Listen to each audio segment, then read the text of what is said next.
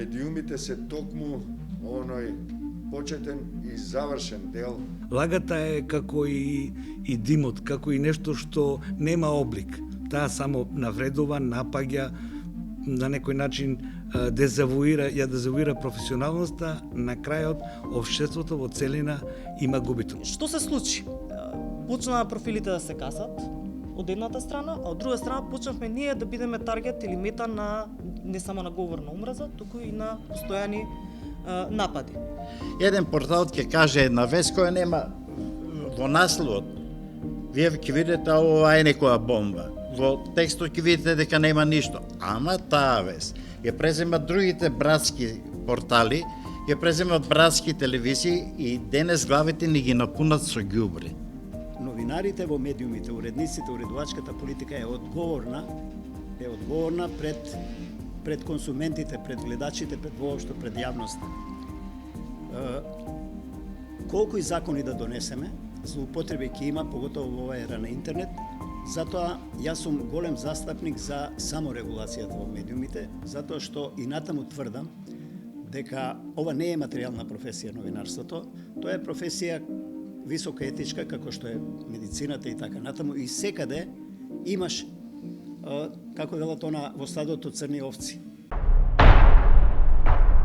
Како против лажните вести, дезинформации и говор на омраза? Како да го вратиме сјајот во новинарството и професионализмот во медиумите, кои ќе бидат одговорни пред себе и пред јавноста? На оваа тема разговаравме со новинарите Зоран Иванов, Воје Манески, Иван Бојаджиски, како и со Џабер Терало од Цивил.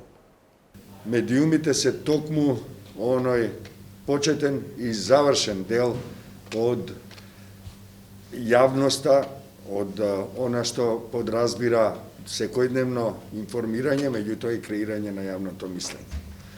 Воедно, сите категории кои се спомнати во овој наслов подразбираат во праксата и на некој начин политичко оружје, со кое се служат бизнис, политички, криминални и други структури во општеството, во државите, и кои сето тоа што е на позитивна пракса, една придобивка цивилизацијска за општеството, за јавноста и така натаму, ја можат да ја злоупотребат и да ја употребат за своји цели, за остварување на своји цели, кои не секогаш се во согласност со цивилизацијските, со европските вредности, не секогаш се во согласност со законите, а многу често се во тотална спротивност со тоа што ние подразбираме под морал и етика. Професионализмот често пати сам по себе не значи ништо ако тој не е придружен со одговорност и со етика. Значи, од едната страна ги имаме одговорноста, етиката и професионализмот, од другата страна ги имаме лажните вести, говорот на омразата и дезинформациите. Слободата се освојува. Примитивизмот и слободата на кажување без одговорност е агресивна. Тоа го имате преку социјалните мрежи. Секој кој има одредена можност да пласира мислење, не зборам овде за тоа дали ќе употребува култивиран јазик или нема да употребува, но нема доза на одговорност. Јас се извинувам за мојата споредба, од моите години ми покажува дека имаше некогаш и јавни вецења, а на нив влегуваше кој му има потреба, а на зидовите имаше шкрабаници колку сакаш. Од прилика да не навредам никој, ама употребата на социјалните мрежи ми личи на тоа. Нашкрабам нешто и си отидам. Одговорноста е никаква, посебно кога имаш и скриени профили и технолошка можност да не бидеш идентификован според она босанската изрека засвири, па за појас задини, за другите да видат што свириш.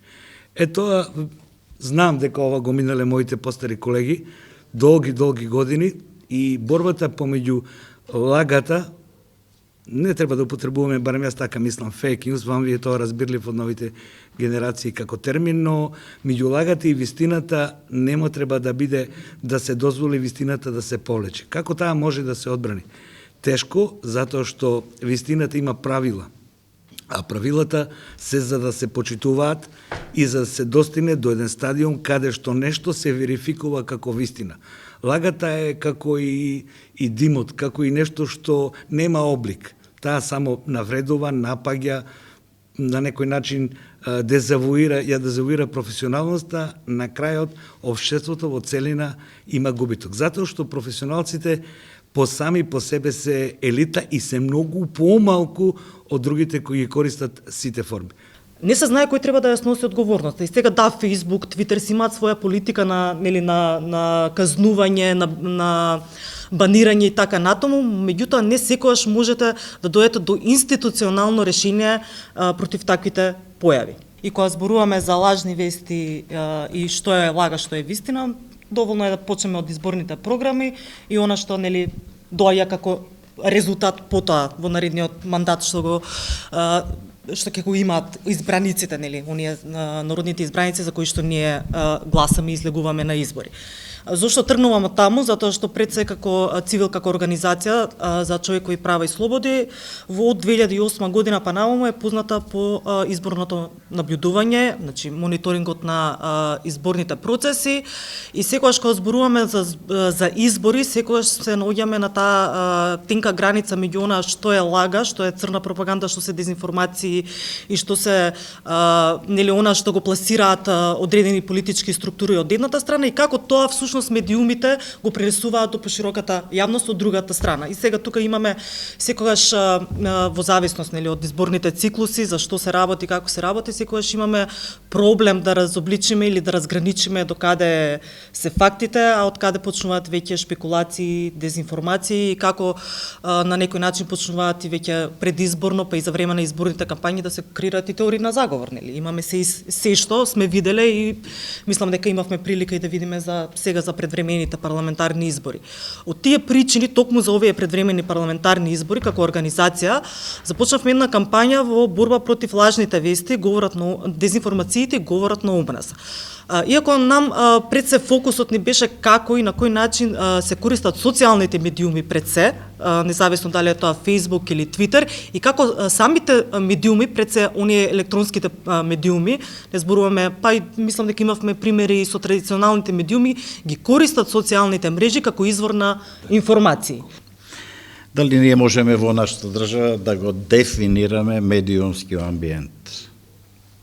Има ли некој кој може сега да го направи и да каже дека ние имаме поволен медиумски амбиент кој почива на професионалноста, сериозноста, аргументираноста, или имаме амбиент новинарски во кој што шпекулацијата е врвниот критериум да бидеш читан, да бидеш гледан, да бидеш актуелен во јавната сфера?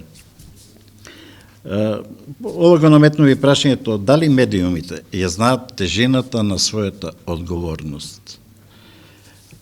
Едно општество може да го направат благородно, може да го направат напредно, само точни информации кои навремено ќе им се дадат на граѓаните. Го прават ли медиумите тоа? Јас велам дека не. Во најголем дел случаи не, затоа што ние имаме и добри медиуми кои што се уште држат до својата професионалност, до својата посветеност на граѓанино од Скопје па до тамо некое беровско село да му кажат вистината таква каква што е. Но ние тоа го имаме, морам да со жалост да констатирам многу малку, иако некои мои помлади колеги викаат тоа ти жал за ти си сега стар, па ти жал за младите времења, жал ми е за младите времења. Не, тоа мора да помине, но жал ми е од професионален аспект за тие времења. Не ми е жал за тоа што сум 77 години, баш напротив, горд сум на тоа што сум на овие години и сакам сите да ги доживеат, но ми е жал за она новинарство, оној систем на информирање кој го имавме, кој што сите го викаа дека е заробен, еднопартиски, а ја ви тврдам дека беше 100 пати по-демократски, по-одговорен и повеќе во корист на заедницата на граѓаните на државата во која живеевме нормално и Македонија тука во неа. Лажните вести се криминал по дефиниција, самите по себе. Ако некој упадне во некој маркет сега, додека е затворено, и полицијата ќе трага, ќе го бара криминалецот, како вела сторителот на делото, а кај нас никој не трага, не ги брка авторите на лажните вести. А тоа не се прави во нашава држава и во нашето македонско општество. Мислам од една причина, ќе бидам груб, бидејќи најголемиот изворите на лажните вести, најголемото врело на лажни вести, кај нас се политичките партии. Ни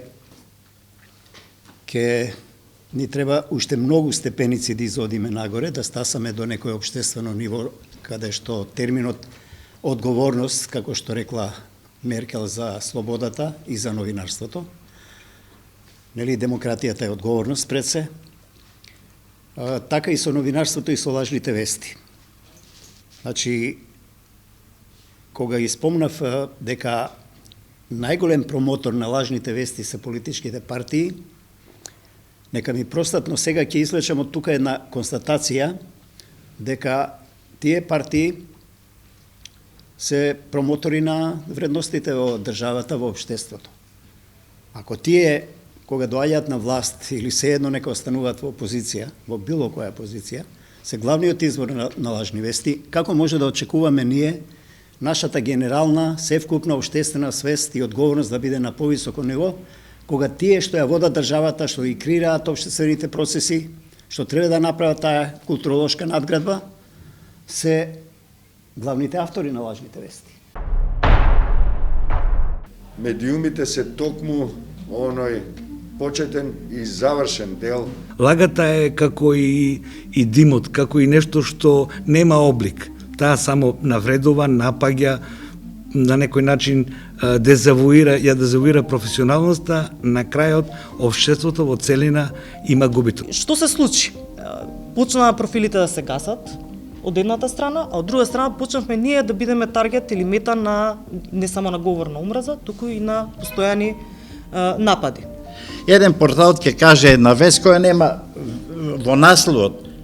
Вие ќе видите ова е некоја бомба. Во текстот ќе видите дека нема ништо. Ама таа вест ја преземат другите братски портали, ја преземат братски телевизии и денес главите ни ги напунат со ѓубри. Новинарите во медиумите, уредниците, уредувачката политика е одговорна пред консументите, пред гледачите, пред воопшто пред јавноста. Колку и закони да донесеме, злоупотреби ќе има, поготово во оваа ера на интернет, затоа јас сум голем застапник за саморегулацијата во медиумите, затоа што и натаму тврдам дека ова не е материјална професија новинарството, тоа е професија висока етичка, како што е медицината и така натаму, и секаде имаш, како велат она, во стадото црни овци.